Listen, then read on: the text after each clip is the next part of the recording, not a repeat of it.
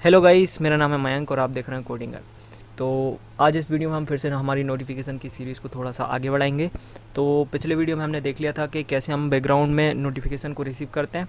But हम जब background में नोटिफिकेशन को रिसीव कर रहे थे तो Firebase cloud messaging SDK responsible था नोटिफिकेशन क्रिएट करने के लिए। तो इस वीडियो में हम देखेंगे कि कैसे बैकग्राउंड में हम नोटिफिकेशन रिसीव करके खुद का नोटिफिकेशन बना सकते हैं। मतलब इस बार फायरबेस क्लाउड मैसेजिंग एचडी के रिस्पॉन्सिबल नहीं होगा नोटिफिकेशन क्रिएट करने के लिए, नोटिफिकेशन हम खुद क्रिएट करेंगे।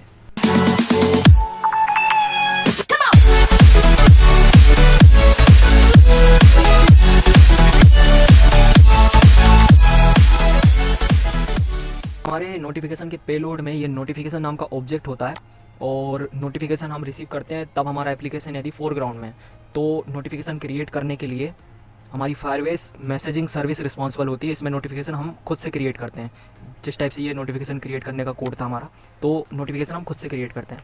बट यदि नोटिफिकेशन वाला ऑब्जेक्ट है हमारे पेलोड में और नोटिफिकेशन रिसीव होता है उस टाइम यदि हमारा एप्लीकेशन बैकग्राउंड में होता है तो नोटिफिकेशन क्रिएट किया जाता है फायरबेस क्लाउड मैसेजिंग एचडीके के द्वारा।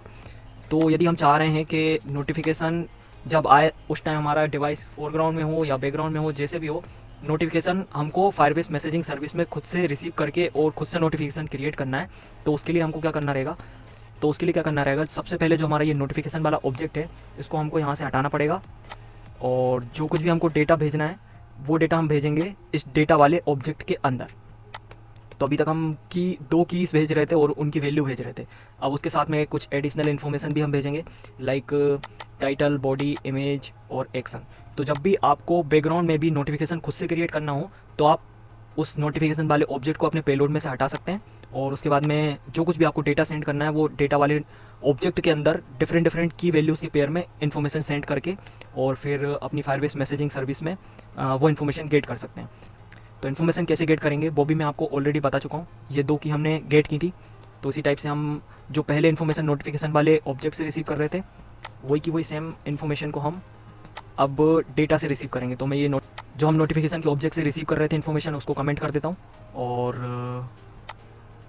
डेटा से इस बार हम रिसीव करते हैं। तो डेटा से बॉडी हमको रिसीव करना है, तो इधर पे लिखिए BOD बाय। ये जो कीज़ हैं ये मैच होनी चाहिए आपकी ये वाली कीज़ है, ठीक है। लाइक ये टाइटल है तो हम इसको कर देते हैं टाइटल।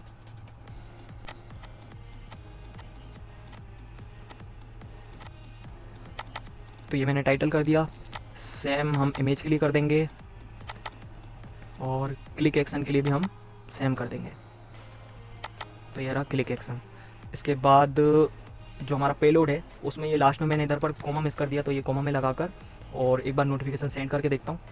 तो सबसे पहले हमको एप्लीकेशन को रन करना पड़ेगा, तो मैं ये एप्लीकेशन को रन करता हूँ। So guys, application successfully run हो चुका है और अब मैं अपने एप्लीकेशन को कर देता हूँ बैकग्राउंड में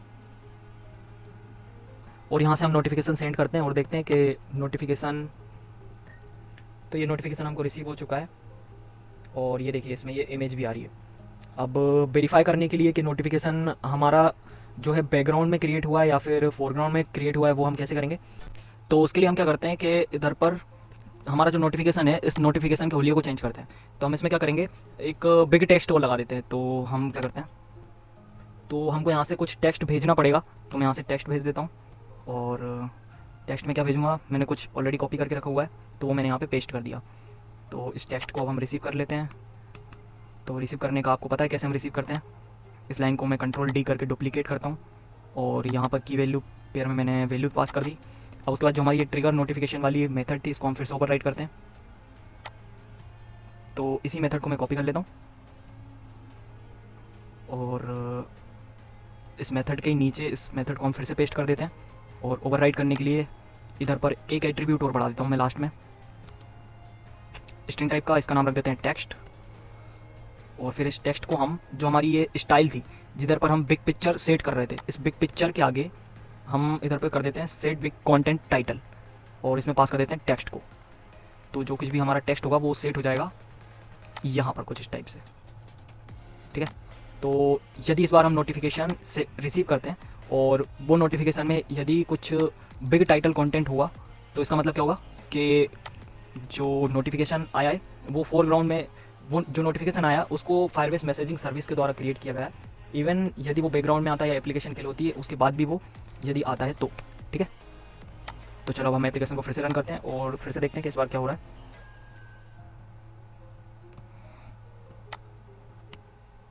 so guys application successfully run हो चुका है। अब मैं यहाँ से नोटिफिकेशन सेंड करता हूँ, उससे पहले मैं अपने एप्लीकेशन को बैकग्राउंड में कर लेता हूँ। अब मैं सेंड करता हूँ।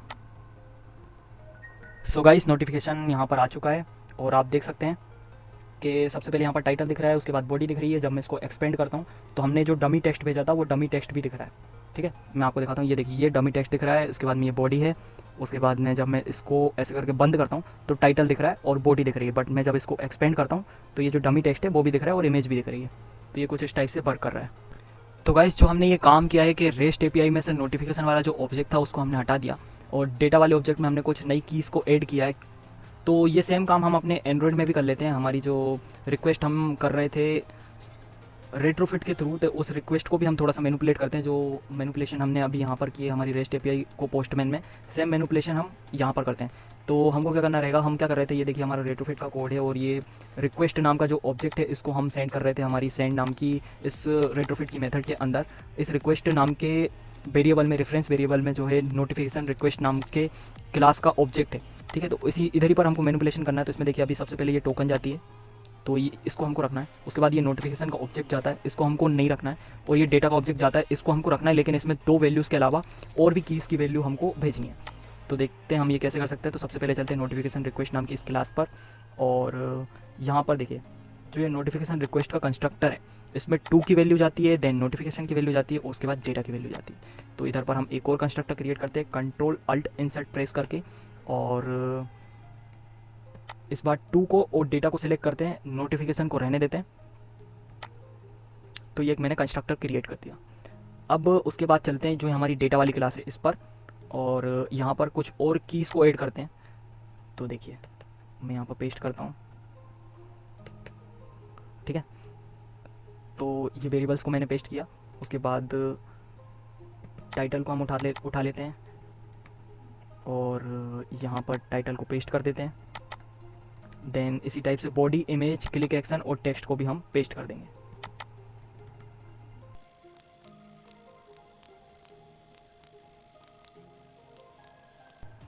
तो ये सारी की सारी कीज़ को मैंने पेस्ट कर दिया है। अब यहाँ पर हम गेटर सेटर मेथड क्रिएट करते हैं फिर से फंक्शन अल्ट इंसर्ट प्रेस करके।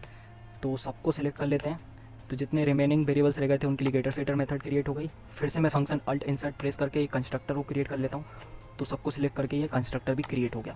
अब हम वापस से चलते हैं हमारी सेंड नोटिफिकेशन वाली एक्टिविटी पर और यहाँ पर से जो ये नोटिफिकेशन में हम सब कुछ भेज रहे थे इसको मैं कट करता हूँ और इस नोटिफिकेशन वाले ऑब्जेक्ट को हम हटा देते हैं, इसकी अब हमको ज़रूरत नहीं है। और ये जो हमारा डेटा वाला ऑब्जेक्ट है इसमें मैं वैल्यू 2 के बाद कोमा लगा के जो कुछ भी हम नोटिफिकेशन के अंदर भेज रहे थे उसको पेस्ट करता हूँ। उसके बाद एक एक्स्ट्रा चीज़ पेस्ट करता हूँ, टेक्स्ट। तो टेक्स्ट हम यहीं से कॉपी कर लेंगे। तो ये मैंने टेक्स्ट को कॉपी कर लिया और इसी को मैं यहाँ पर पेस्ट कर दूँगा। तो ये सारा काम अब हमारा हो चुका है। अब हम इसको रन करके देखते हैं।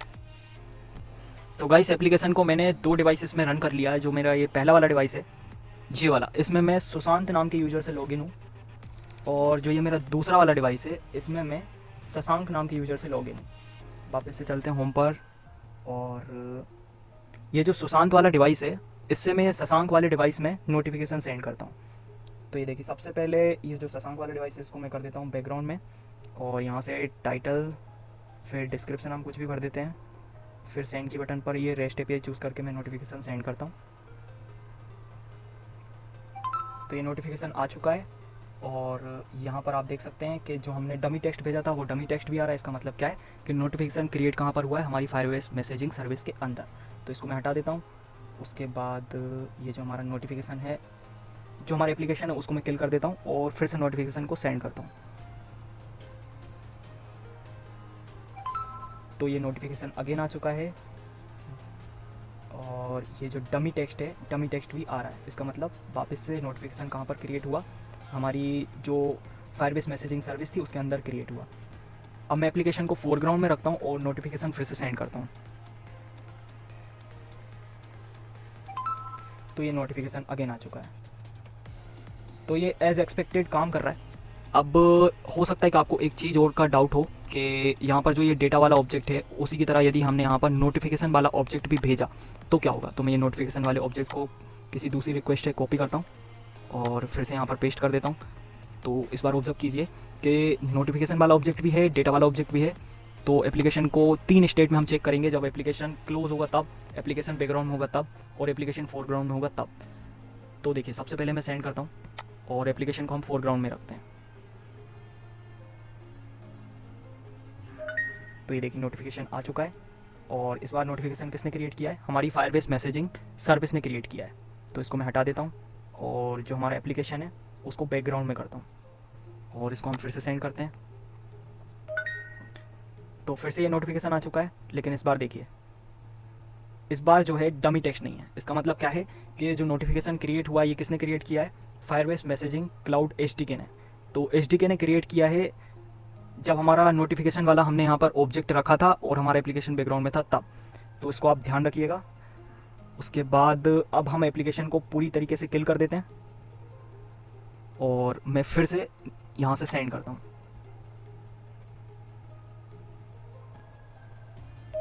तो ये नोटिफिकेशन अगेन आ चुका है और इस बार भी फायरबेस मैसेजिंग सर्विस ने इसको क्रिएट नहीं किया, फायरबेस क्लाउड मैसेजिंग एसडीके ने इसको क्रिएट किया है, क्योंकि इसमें अगेन जो डमी टेक्स्ट था वो डमी टेक्स्ट नहीं दिख रहा है। तो ठीक है, अब मैं आपको एक समरी देता हूँ जिससे आपको सब कुछ क्लियर हो जाएगा कि क्या होने वाला है। तो देखिए यदि आप नोटिफिकेशन वाला ऑब्जेक्ट भी रखते हैं, डेटा वाला ऑब्जेक्ट भी रखते हैं तो क्या होगा। तो कुल मिला के नोटिफिकेशन वाला ऑब्जेक्ट यदि आपके पेलोड के अंदर है तो बैकग्राउंड में और एप्लीकेशन जब किल होगा तब Firebase messaging cloud SDK responsible होगा नोटिफिकेशन क्रिएट करने के लिए, और फोरग्राउंड में फायरबेस मैसेजिंग सर्विस रिस्पॉन्सिबल होगी नोटिफिकेशन को क्रिएट करने के लिए। और यदि आपका नोटिफिकेशन वाला ऑब्जेक्ट प्रेजेंट नहीं होता, अकेला डेटा वाला ऑब्जेक्ट प्रेजेंट होता है, तो Firebase messaging service always responsible होगी नोटिफिकेशन क्रिएट करने के लिए। फायरबेस मैसेजिंग एसडीके जो है वो रिस्पॉन्सिबल नहीं होगा। तो आई होप आपको ये सब कुछ समझ में आया होगा और अभी आपको सब कुछ क्लियर होगा। तो गाइस आई होप ये वीडियो आपको पसंद आया होगा। यदि ये वीडियो आपको पसंद आया तो इस वीडियो को लाइक कीजिए। इस वीडियो से रिलेटेड कोई डाउट है तो वो आप नीचे कमेंट सेक्शन में पूछ सकते हैं, और इस वीडियो के डिस्क्रिप्शन में आपको कोड का तो लिंक मिल ही जाएगा, साथ ही साथ मेरे सारे सोशल मीडिया अकाउंट्स का लिंक दिया हुआ है, कोडिंगर के सारे सोशल मीडिया अकाउंट्स का। तो आप वहाँ पर जाकर कोडिंगर को फॉलो कर सकते हैं। मिलते हैं अगले वीडियो में, तब तक के लिए बाय।